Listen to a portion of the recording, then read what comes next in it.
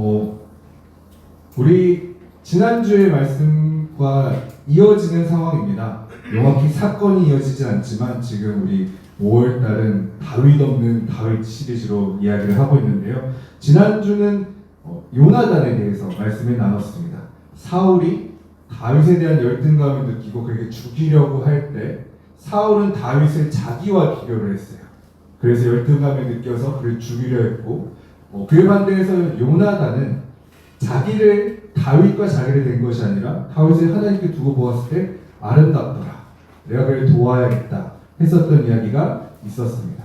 그러니까 우리가 살아갈 때 좋아하는 것들, 아름답고 멋진 것들을 나에게 대고 열등감을 느끼지 말고 그것을 하나님께 비추어서 보자, 바로 보자. 그럼에도 불구하고 아름답고 좋아 보이면 따라가면 되고, 그것이 오히려 다르게 나쁘게 보이면 피해야 되는 그런 것에 대한 첫 번째 이야기가 있었고요. 한 가지 더, 예표라는 단어를 이야기했었어요. 예표.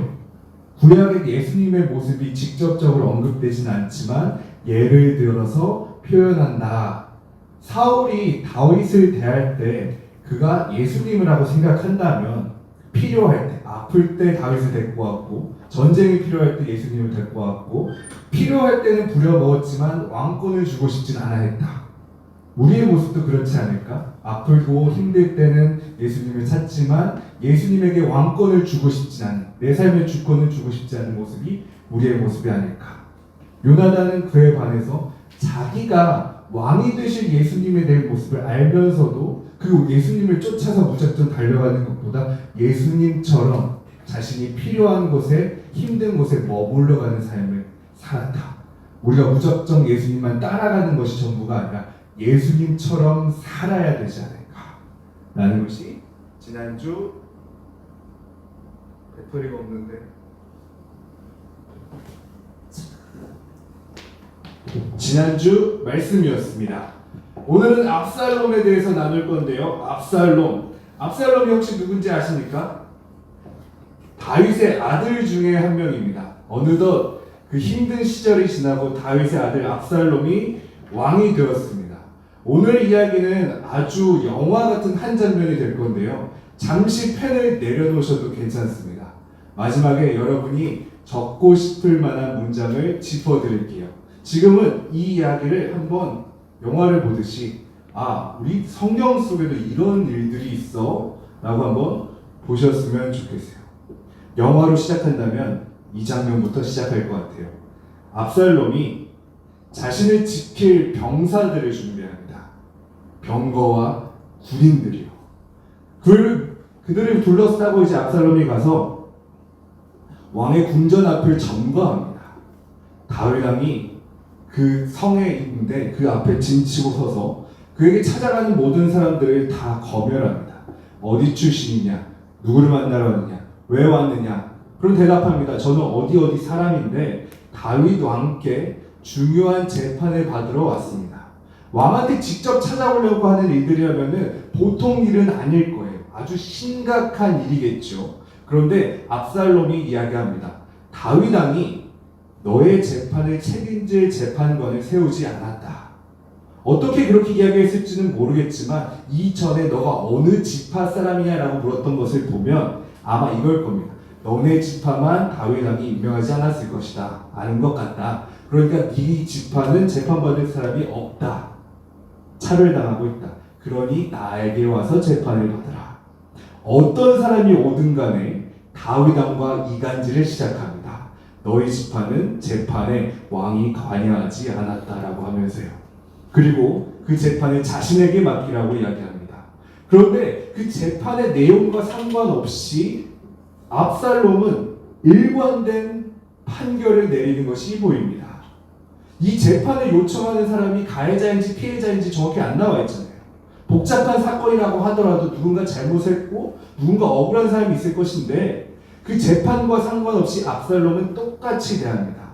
재판을 담당하고 그 사람이 감사해서 절하려고 할 때 절하지 않게 하고 일으켜 세워서 입 맞추고 잘 돌려보냈다는 거예요.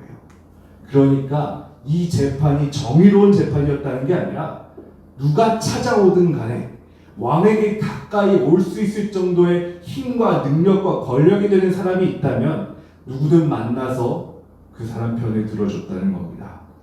얼마나 많은 재판이 정의롭지 않게 판결되었을까요? 그런데 말이죠. 여기까지 이 장면이 오고 압살롬의 과거로 돌아가게 됩니다. 그는 왜 이렇게 정의롭지 않은 재판에, 그 추악한 재판에 집착하게 되었는지 첫 장면을 한번 돌아가 보죠.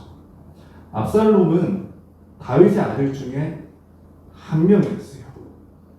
그리고 그의 엄마는 이방 여인이었습니다. 아마 공주였을 거예요. 솔로몬이 했던 것처럼 이방 나라들과 결혼을 통해 정책을 펼쳤던 것처럼, 화친을 맺었던 것처럼 아마 다윗도 그렇게 했었던 것처럼 보입니다. 압살롬은 그런 다른 나라 공주의 아들이었어요. 그런데 그에게 여동생이 하나 있었거든요. 압살롬에게 여동생. 이름은 다말입니다. 하루는 첫째 왕자가 아마도 다윗에게 왕위를 물려받게 될 엄마도 아빠도 이스라엘 출신인 그 왕자에게 겁탈을 당합니다. 자기 여동생이야, 압살롬이. 그에 대해 충격받죠. 그리고 나서 그 왕자는 겁탈하고 책임지지 않고 버려버립니다. 그 여동생은 슬피 울고 있습니다. 압살롬에게 찾아갑니다. 다윗이 분노했습니다. 자기 아들, 딸들 사이에서 이루어진 일이니까요. 노하였다고 기록되어 있습니다. 그런데 화만 내고 아무 일도 없었습니다. 어떠한 벌도, 어떠한 경계도, 어떠한 선도 세워지지 않고 다윗이 화만 내고 지나가 버렸어요. 시간이 흘러 3년의 세월이 지났습니다. 압살롬은 그 3년 동안 집안에서 울고 있는 자기 여동생을 끊임없이 지켜보고 있었습니다. 3년이 지나고 압살롬은 모든 왕들과 왕자들을 초대합니다. 다윗 왕이시여, 우리가 이번에 양을 잘 키웠는데 양털 깎는 축제를 열 겁니다. 왕께서 오셔서 그 자리를 빛내주십시오. 왕자님들도 같이 오셔서 그 자리를 빛내주십시오. 다윗은 처음에 거절합니다. 양털 깎는 축제에 굳이 왕이나 왕자들이 갈 필요가 있나? 하지만 압살롬은 재차 요청합니다. 꼭 와주십시오. 누추한 곳이지만, 비천한 곳이지만, 이방인들의 자식들이 있는 그런 곳이지만 왕이시여, 꼭 그 축제에 참여해 주십시오. 결국 참여하게 됩니다.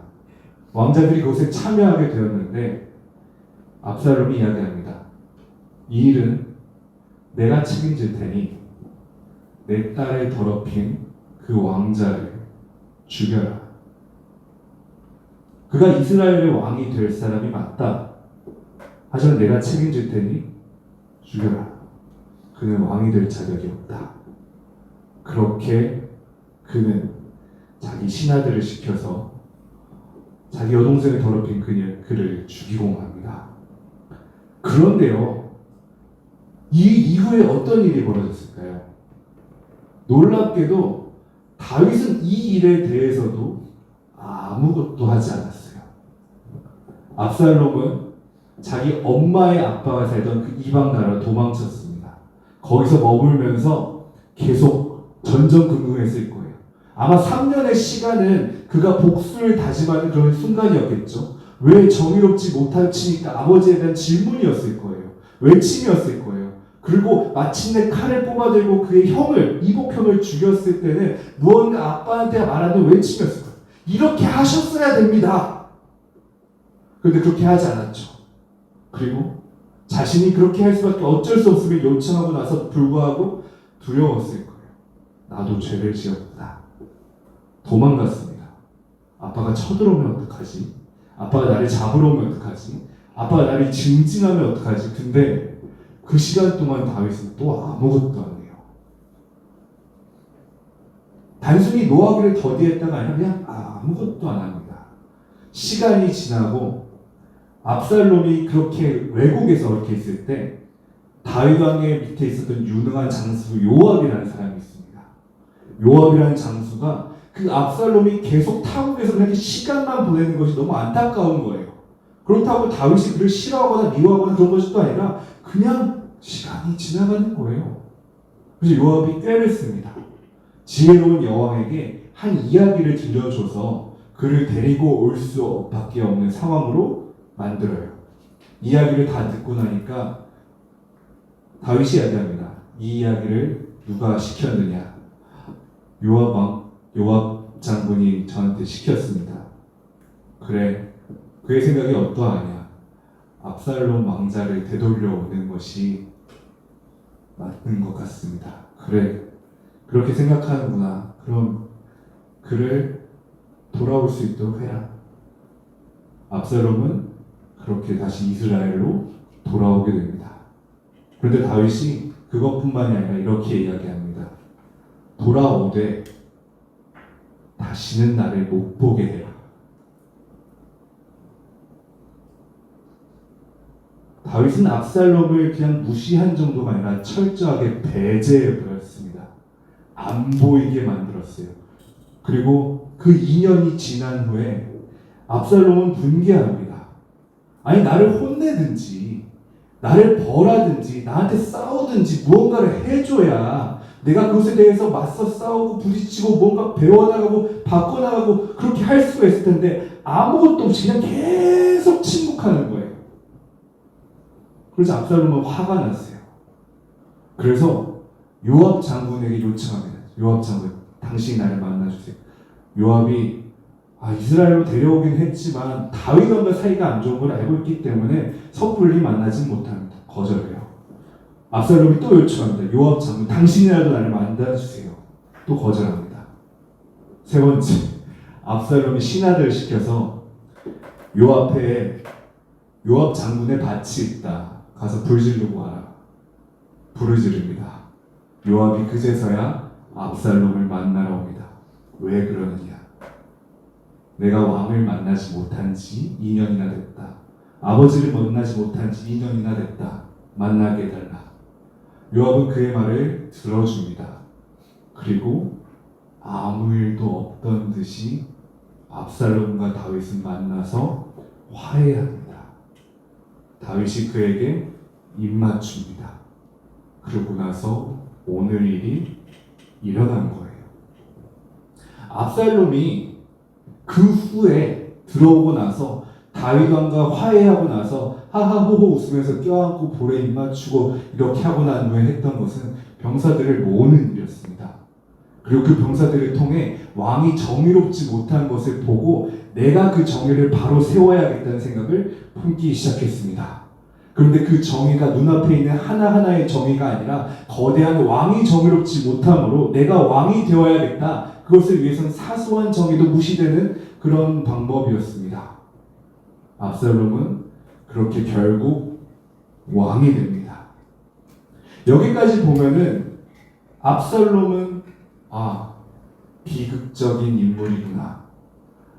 다윗은 아무것도 하지 않았구나 라는 것을 알 수가 있어요. 그런데 시간이 좀 지나서 결론부터 이야기하자면 압살롬은 결국 다윗에게 지고 죽고맙니다. 그의 모습이 너무 안타까운 게 그의 머리카락이 너무 탐스럽고 아름답다고 기록되어 있거든요. 근데 그것을 말을 타고 도망가는데 그 머리카락이 나무에 걸려버린 거예요. 나무에 걸려서 그 압살롬이 달랑달랑 거리면서 머리카락이 매달려 있습니다. 그러자 그때 그 요압 장군이 와서 창세개로 그를 죽입니다. 그가 정의로웠던 순간들이 가득 있었는데 결국 정의롭지 못하게 아름답지도 못하게 그냥 끝나버렸어요. 이 이야기를 보고 느꼈을 때 간단하게 말하면 이렇게 이야기할 수 있습니다. 우리 마음속에 압살롬이 있어요. 그 압살롬은 다른 것이 아니라 세상적인 것입니다.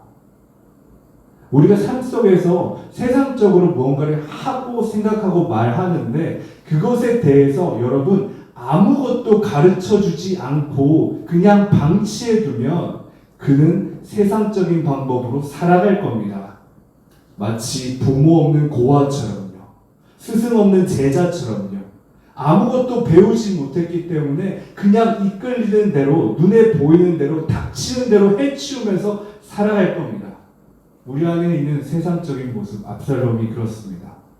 그럼에도 불구하고 우리는 마음속에 말씀이 있고 선함이 있고 정의가 있음에도 불구하고 가르쳐주지 않아요. 왜 실천시키지 않죠? 왜 적용시키지 않죠? 그 과정 속에서 얼마나 힘든지 어떻게 찾아가야 될지 가르쳐주지 않죠? 왜 세상은 세상적으로 살아가게 두고 우리 신앙적인 건 신앙적으로 따로 구별되어 있습니까? 이거는 이분법적으로 두 개로 나눠진 것이 아니라 신앙이 내 세상적인 모습을 무시하는 거예요. 쫓아내는 거예요. 배제하는 거예요. 여러분 신앙적인 면모를 꼭 세상에 적용하십시오. 그렇게 하지 않으면 세상은 세상대로 죽어갈 것이고 신앙은 신앙대로 비참해질 겁니다. 그런데요, 사실 다윗에게도 할 말이 있었어요. 다윗 입장도 들어볼 필요가 있었어요. 왜냐하면 압살롬이 이야기했던 그 잘못들이요, 자기 여동생에 관한 문제요, 그 수많은 문제들 속에 사실 다윗도 떳떳하지 않았었거든요. 그 직전에 자기 신하의 아내를 빼앗아 버린 직후였습니다. 자기가 죄인이기 때문에 자기 딸의 죄도 물어볼 수가 없었어요. 그거에 대해서 뭐라고 할 수가 없었어요. 왜냐면 그 압살롬이 죽인 자기 아들이 마치 나도 죽었어야 되는 것처럼 다가오거든요. 세상이 봤을 때 우리의 모습이 오히려 악할 때가 있습니다. 세상적인 기준으로도 우리 신앙적인 면모가 부족할 때가 있습니다. 그래서 우리가 아무 말도 못하고 침묵할 때가 참 많이 있습니다. 그것에 대해서 내가 언급하기에는 내가 당당하고 아름답보다 정의롭지 못하거든요. 그러니까 못 본 척하는 거죠. 그러니까 무시할 수밖에 없는 거죠. 그러니까 피하는 거죠. 그런데 여러분, 그것에 대해서 다야할 때 그렇게 도망치지 마십시오. 세상이 왜 그리스도인으로서 당신은 정의롭지 못합니까? 라고 말할 때 그것이 두렵다고 하여 그 사람들과 단절하지 마십시오. 세상 사람인 척 하지 마십시오. 그것도 하나의 선택입니다. 압살롬이 되도록 세상의 왕이 칼을 쥐도록 하는 것이 여러분의 그 침묵에 대한 대가일 것입니다. 오히려 여러분들께 더 나아가서 이야기해드리고 싶어요. 만약에요, 아주 만약에요, 다윗이 자신의 상처와 치부를 압살롬에게 얘기했다면 어땠을까요? 자신이 정의로운 모습, 자신의 위대한 모습, 그것을 자기 아들에게 보여주기보다 아들아, 미안하구나. 내가 정의롭지 못했다. 내가 죄인이었다. 나도 죄인이었다. 그것에 대해서 떳떳하지 못한 나도 부족한 사람이다. 어떻게 하면 좋을까? 어떻게 하면 괜찮아질 수 있을까? 하나님께서 어떤 것을 원하실까? 그렇게 시작했었더라면 아마 결론은 달랐을 겁니다. 예수님께서는 이것 때문에 오셨어요. 우리 믿는 사람들만 구원받게 하려 오신 것이 아니라 세상이 우리를 통해서 무언가 배울 수 있도록 오셨어요. 그렇기 때문에 다윗과 압살롬이 서로 대화할 수 있도록 오신 거예요. 예수님께서 우리에게 오신 것은 마땅히 우리가 누려야 할 것들을 누리고 받아야 될 것을 받고 축복이 아니라 우리의 역할을 제대로 깨우쳐 주시기 위해 오셨다는 겁니다. 우리는요, 이 세상을 극복하고 신앙으로 천국 가면서 세상을 버려두고 안녕, 너네는 망해라, 죽어라, 지옥 가라, 이게 아니라 우리가 마땅히 이 세상 속에서 해야 했어야 될 역할을 예수님께서 말씀해 주시려고 오셨다는 거예요. 무수히 많은 다윗들에게 압살롬에게 가서 이야기해라. 괜찮다고 이야기해라. 용서해야 된다고 이야기해라. 사랑해야 된다고 이야기해라. 우리가 정의로운 것이 아니라 하나님께서 정의롭게 하실 것이다. 칼을 내려놓아라. 저울을 내려놓아라. 네 마음에 내가 하나님 되고자 하는 마음을 내려놓아라. 예수님께서는 우리들에게 이렇게 말씀하십니다. 여러분들이 꼭 누군가의 그런 선생님이 되어주셨으면 좋겠어요. 그런 부모가 되어줬으면 좋겠어요. 고아들이 길을 잃고 헤매고 있을 때 그 상태로 어른이 되도록 못 본 척하는 것이 아니라 여러분들이 누군가의 그런 부모가 선생님이 되는 여러분이 되기를 원합니다. 그렇게 될 때 우리는 마치 예수님 같을 거예요. 기도를 많이 한다고 예수님처럼 보이는 것이 아니라 말씀에 대해서 잘 외우고 있다고 예수님처럼 보이는 것이 아니라 예배를 많이 드린다고 예수님처럼 보이는 것이 아니라 슬피 울고 이를 갈며 길을 잃은 세상을 붙잡아 일으켜서 안아줄 때 여러분들은 진정한 예수님처럼 보이게 될 겁니다. 마치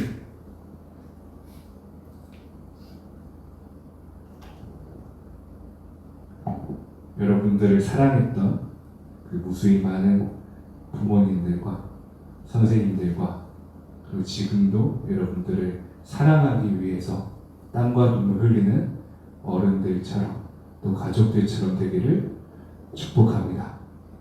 기도하겠습니다.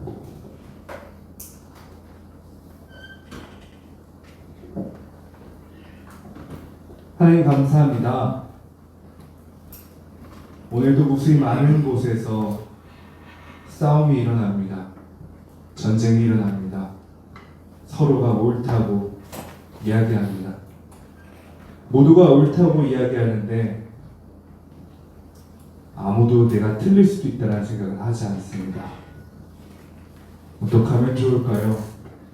하나님 그 사람들을 붙잡아 주옵소서.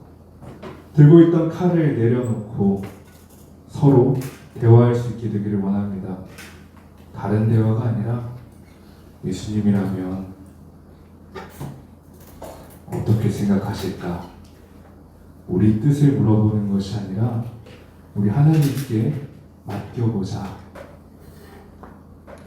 세상의 많은 것들이 그렇게 다루어지기를 원합니다. 그렇게 되기 위해서 오늘 이 자리에 주의 말씀을 듣는 우리 청년들 먼저 붙잡아 주옵소서. 그들의 내면 속에 있는 압살롬이 고아처럼 휘둘려지는 것이 아니라 무너지는 것이 아니라 오늘들은 주의 말씀으로 부모를 얻고 스승을 얻고 바로잡을 수 있도록 도와주옵소서. 내 신앙은 내 속에 내 세상을 위한 것, 내 세상은 내 신앙을 위한 것 고백하며 나아갈 수 있는 우리 되기를 원합니다. 예수님 따라갈 수 있기를 예수님의 이름으로 기도드립니다.